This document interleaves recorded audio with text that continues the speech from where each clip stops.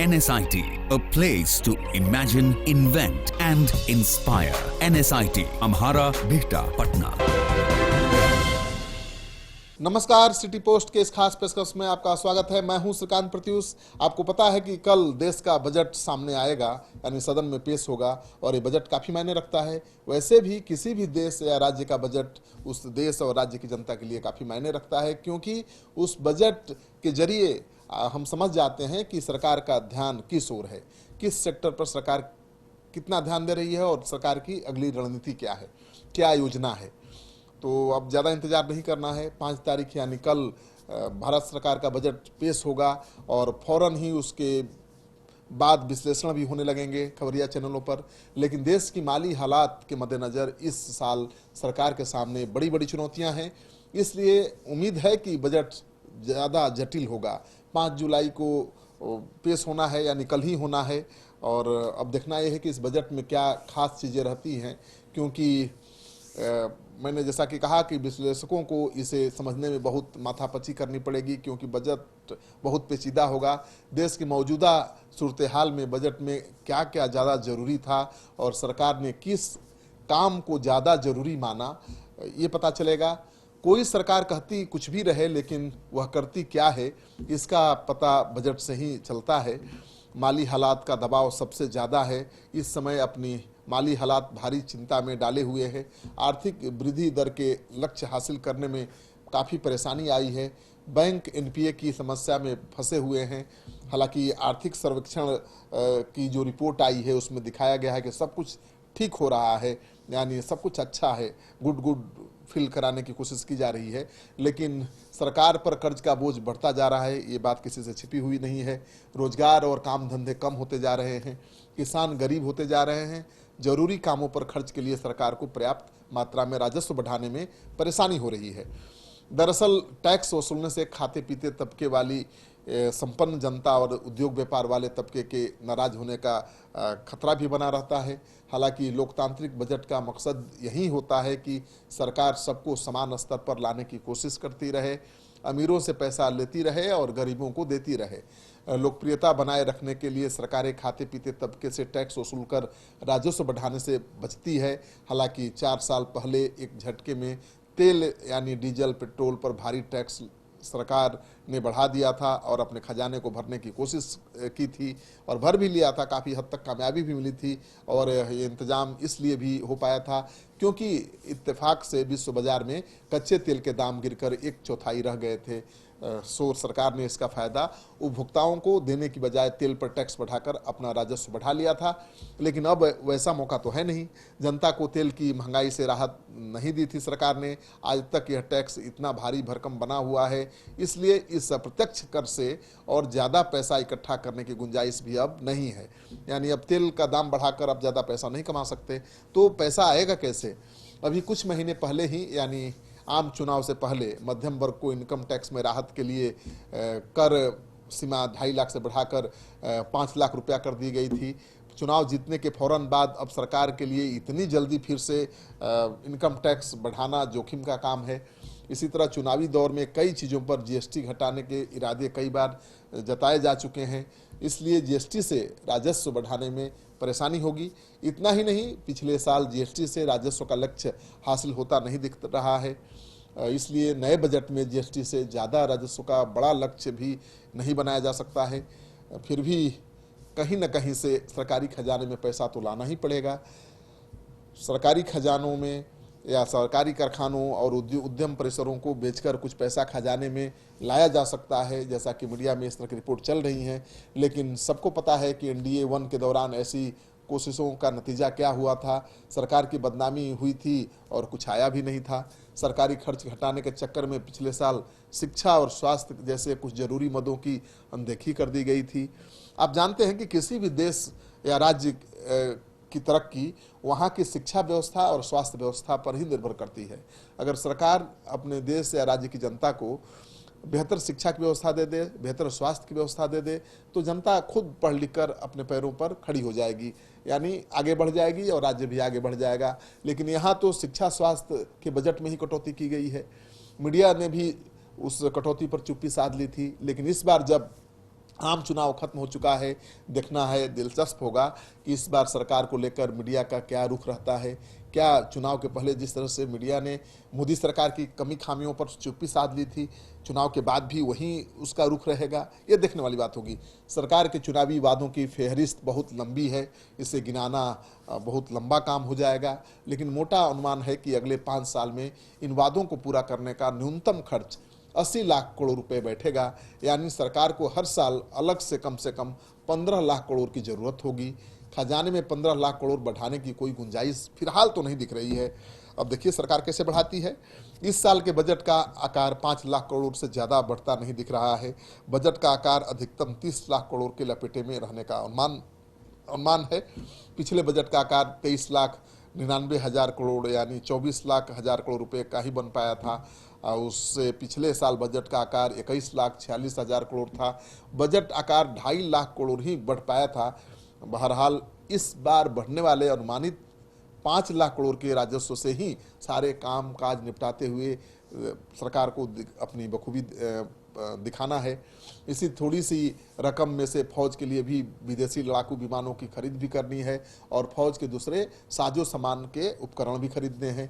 इसी में से शिक्षा और स्वास्थ्य को भी ज़्यादा धन देना है। इसी में नए किसानों के लिए हर साल 5 लाख करोड़ खर्च करने का नया वादा भी पूरा करना है, चुनावी वादा जिसे आप कह सकते हैं। देश में 50 करोड़ लोगों को हर साल 5 लाख रुपए तक का इलाज खर्च करना है। देश भर में कृषि उपज गोदाम और किसान मंडियां बनानी है। देश के हर घर में नल लगवाना है। उनके अलावा ऐसी बड़ी योजनाएं चलवानी है जिनसे रोजगार पैदा हो। सरकार ने जनता से 20 फुटकर वादे कर रखे हैं, वे अलग अलग हैं, गिनाना बड़ा मुश्किल है। ये सारे वायदे ऐसे हैं जिन्हें जनता की याददाश्त से मिटाना भी बहुत आसान नहीं है, क्योंकि बेरोजगारी अपने देश की सबसे बड़ी समस्या है और बेरोजगारी दूर करने के लिए रोजगार के अवसर पैदा करने होंगे। रोजगार के अवसर पैदा करने के लिए कारखाने लगाने पड़ेंगे। तो अभी तो इस बजट से वो संभव दिखता नहीं है। और पहली बार मोदी सरकार सत्ता में आई थी तो मध्यम वर्गीय समाज के सपोर्ट से आई थी, युवाओं के सपोर्ट से आई थी। उन्हें उम्मीद थी कि उन्हें नौकरी मिलेगी, बेरोजगारी दूर होगी, लेकिन वैसा कुछ हुआ नहीं। और राष्ट्रवाद के मुद्दे पर सरकार फिर से आ गई मोदी की, लेकिन अब तो जनता हिसाब मांगेगी। सबसे बड़ी चुनौती सरकार के लिए अपने पहले के कार्यक्रमों को पूरा करना ही है। जो भी वायदे उसने किए थे, बेरोजगारी दूर करने के, आर्थिक फ्रंट पर मजबूत देश को करने का, जो भी वायदे किए थे किसानों के लिए, उसे पूरा करना होगा। और NDA 1 का कार्यकाल भले ही खत्म हो गया हो, लेकिन उस दौर के बहुत से काम होने अभी बाकी हैं, सबको पता है। वर्ष 2022 तक सबको पक्के मकान, किसानों की आय दोगुनी करने के लिए उन्हें नई सहूलियतें देने का ऐलान, मुफ्त में गैस सिलेंडर और शौचालय का काम अभी भी पूरा नहीं हुआ है। हालांकि गैस सिलेंडर और शौचालय ने अपना कमाल दिखा दिया है इस चुनाव में, तो उसे पूरा करना तो सरकार की प्राथमिकता होगी। नहीं करेगी तो सरकार गच्चा खाएगी। 100 स्मार्ट सिटी बनाना है, हर खेत तक पानी की परियोजनाएं पहुंचानी है, हर साल 2 करोड़ लोगों को रोजगार देना है, देश में भव्य हाईवे बनाना है, तेज रफ्तार वाली 10 रेल परियोजनाओं की शुरुआत करना है, नदी में जल परिवहन का काम आगे बढ़ाना है, नदियों को जोड़ने वाला भारी भरकम खर्च वाला कार्यक्रम भी आगे बढ़ाना है। विश्व स्तर के विश्वविद्यालयों का काम पैसों के कारण ही सुस्ती में है, ये सबको पता है।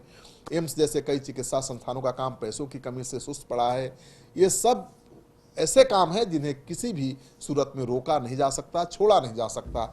चुनाव के इन पहले किसान परिवार को 500 रुपये देने की योजना के लिए हर साल 90,000 करोड़ का इंतजाम करना है। कुल मिलाकर इस बार बजट में हिसाब बिठाने के लिए सरकार को ज़्यादा ही हुनर दिखाना पड़ेगा, क्योंकि पैसा है नहीं, काम ज़्यादा है। सरकार घाटे का बजट पेश नहीं कर सकती, क्योंकि बीजेपी जब विपक्ष में थी तो पिछली सरकारों को घाटे के बजट के मुद्दे पर घेरती थी, फिर वो घाटे का बजट कैसे पेश कर सकती है।